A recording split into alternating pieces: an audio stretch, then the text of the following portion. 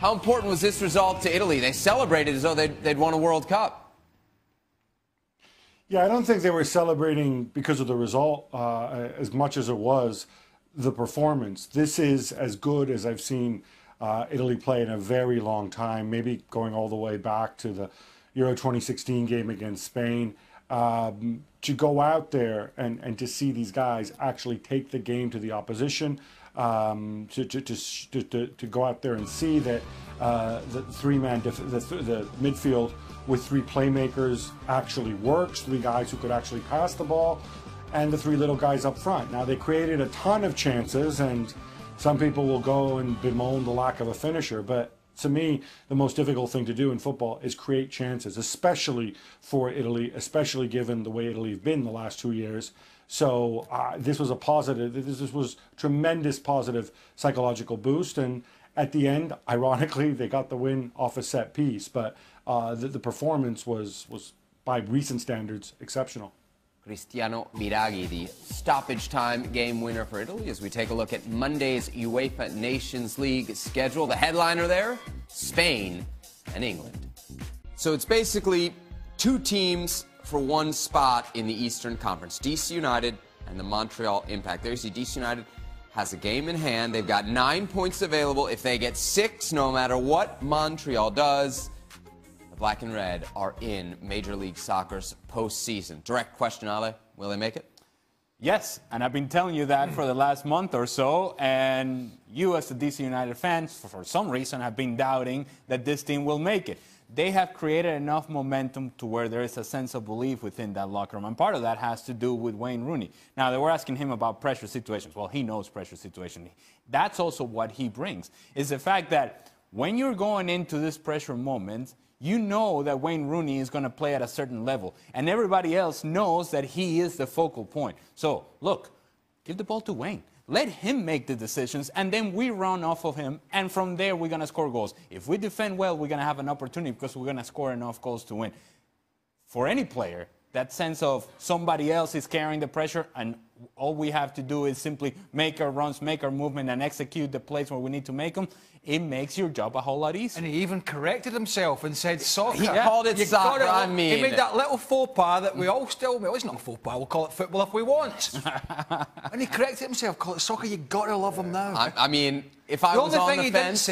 The only thing he didn't say, we should have promotion and relegation, because and that's another story. Because he was talking about just playing for fun at the bottom of the league when you're not in the playoffs. Let's be honest, this is where this team was heading before he pitched up. Kudos to him for his professionalism and the quality and the drive, because this is a multi-millionaire who played at the top at Man United and has won everything there is to win in the game. But yet here he is, picking the team up by the scruff of the neck, potentially taking them into the playoffs, and lifting the other players around him. I think that's the most important thing. When you go to training and you're on a downer and you're not winning many games, and you see a guy like Rooney come in and you see the quality and you see the attitude, it gives it should give everybody else a lift, and it clearly has. Yeah, to your point is that if Wayne Rooney is showing up to training and he's doing the things that he's doing and he's doing extra work, well, everybody else is going to have to do extra work too. If it's good enough for Wayne Rooney, then it certainly has to be good enough for everybody else. That sort of example, that sort of professionalism, that sort of level of expectation, I think it raises for everybody, and you see it in the performance. That could go on your gravestone, son. Yeah. It could. On your gravestone, they're going to put, Wayne Rooney doesn't fit the demographic for DC, but he's a damn good player. I was wrong. That's what it'll say on my tombstone. All right. Hey. Oh, God. We made it to extra time. Hey there, buddy. And it's a Sunday. Yeah. Craig Burley is here. Boom. To what do we owe the pleasure? Scheduling snafu. Yes, the faux pas in the scheduling department. Clearly. A huge mistake by everybody involved. We've got Craig. I said my boss. Our boss was away. Oh. And was, I believe he was in England having meetings. Right. And I think he was a bit sidelined. Clearly. Are those the same meetings that Shaka goes to in the Cayman Islands? No. No, different meetings. Anyway, I could see everybody's delight when they realised that I was in today. Yes. Clearly. Because not only does it affect Craig, it affects everybody. Well, you know when we run these highlights in, you know, there's a goal, there's a cross, there's a header, there's a goal, there's a shot. You do more you can get a robot. You can get a robot in to do that. You bring the robot in and just say, great goal. You know, they got robots that operate these cameras. Don't tempt them. Yeah. They'll have robots doing our jobs soon enough. Well, speak for yourself. I thought there was one. You've been up here have you been home yet? No, I've been up here since, I guess, the 4th or 5th. And how's it going? It's going great. Yeah. I've really gotten to know more about Connecticut. Yeah. All right. All right. All right, having some good meals. You got to be from a certain part of the States to say that? I mean, I don't know. No? Yeah. All right. I just think people say it all the time. All right. Where I'm from. Do they? So when you're walking down in DC, you don't say, hello, good morning, you just walk by, you go, all right. All right. All right. Can we get to some questions or what? Sure. I'll sod the question. By the way, we have Gab Marcotti with us as well. All right. And actually, the first question is addressed to Gab. So VJ wants to know, Gab, Well, he's listening to music at the moment. No, he's not. He's very up to date with modern technology. I've got this thing at the moment. I've got this Stevie Nicks syndrome where I never quite know what my camera is. I think it's this one here. But the Q light is coming on in 2 cameras. And it's kind of confusing me a little bit. You know, a Stevie Nicks syndrome could mean so many things. And it's not good in any scenario. I mean, if I'm not gauging what camera's mine, it's very worrying. Yeah, it's a sign of something for sure. All right, Gab, let's get to the question. Did Cristiano Viragi's last-minute goal against Poland today evoke memories of Grosso in the 2006 World Cup versus Germany? Different scenario, I know, he says, but still. Gab, what do you think? Yeah, slightly different magnitude there for Fabio Grosso. But no, I mean, I think the big thing is it would have been really frustrating to play this well and come away with nothing. And, you know, for a guy like Biraghi, certainly his first goal for Italy, hasn't been in the team that long, part of this young Fiorentina side. You can only be happy for him. But the key thing, in addition to the victory, which means Italy still have a shot at least at winning the group, what's really huge, I thought, was the performance, which was better than anything we've seen in a really, really, really long time.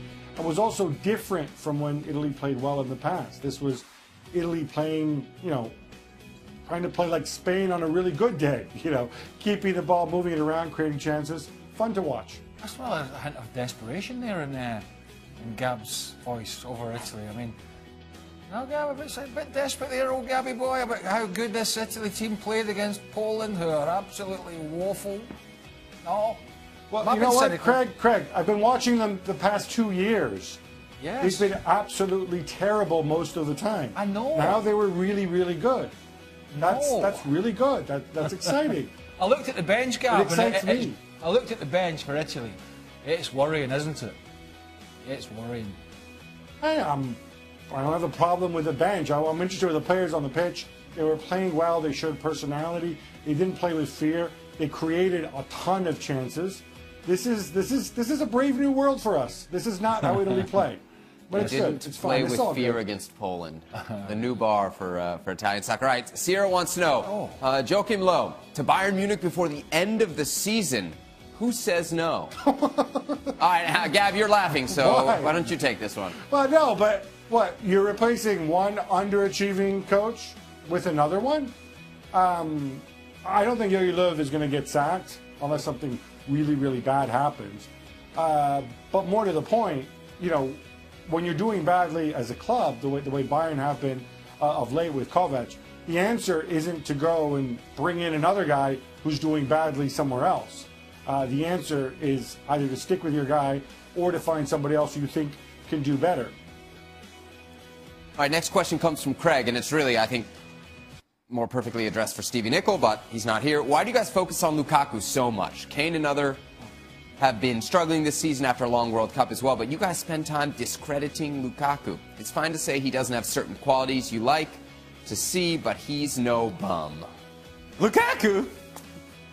This is really, I mean, Stevie needs to be here to defend his... I don't think we've called him a bum. He hasn't. He hasn't had a very good season. Nope. Really, none of the players at Manchester United have had a good season, and so therefore, he is part of the problem. And And if there's a solution, he should be part of the solution as well. The issues for Manchester United are bigger than Romelu Lukaku, though.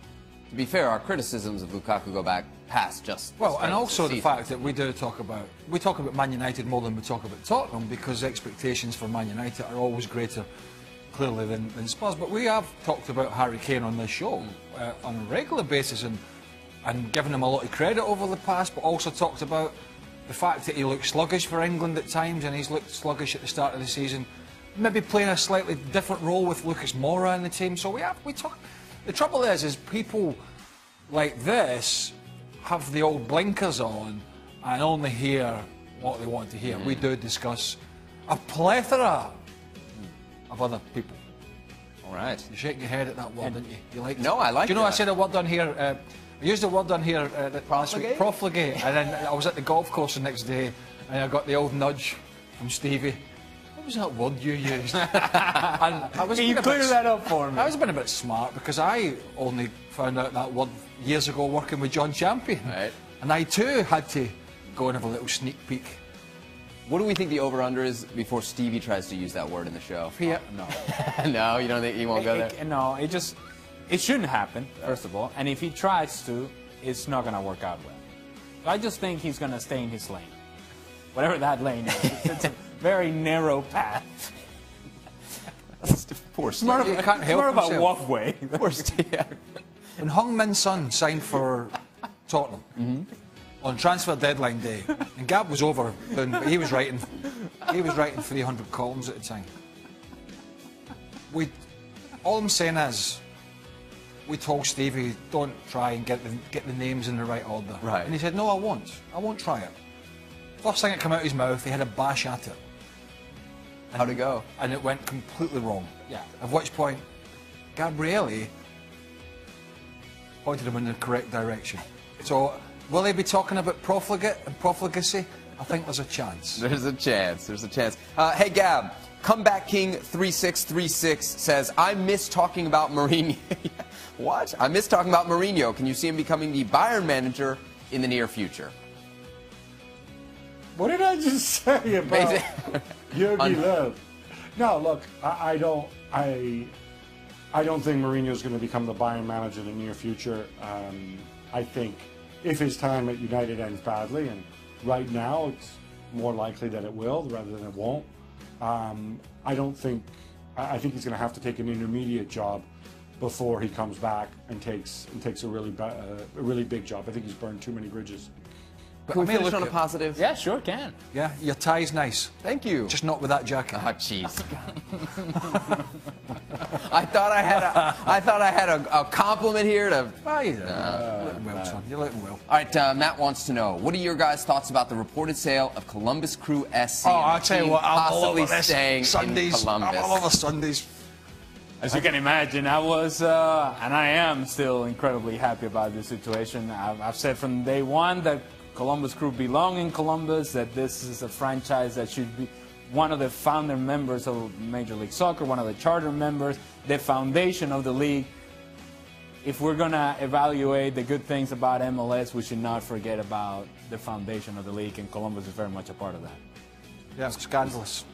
Scandalous. I thought, You didn't like how it was handled? no, not at all. But, apparently it's not an isolated incident across sports. Yep. Certain sports franchises here, it's just the way it works. But it's, you're just picking up a team and Moving them. Yeah. Also, it ends well. I'm actually getting emotional. Yeah. Well, I was a little emotional when this came out. It's like, Yeah. Good. Yeah. The good guys got one. That's it. Yeah. Well, these good guys are done for the day. Tell you what, I've enjoyed this Sunday so much. You're gonna ask back next time. Yeah. Well, maybe others going into the office asking for Yeah, you might be alone. the next time alternative you plan. show up. Getting stabbed in the front, at least.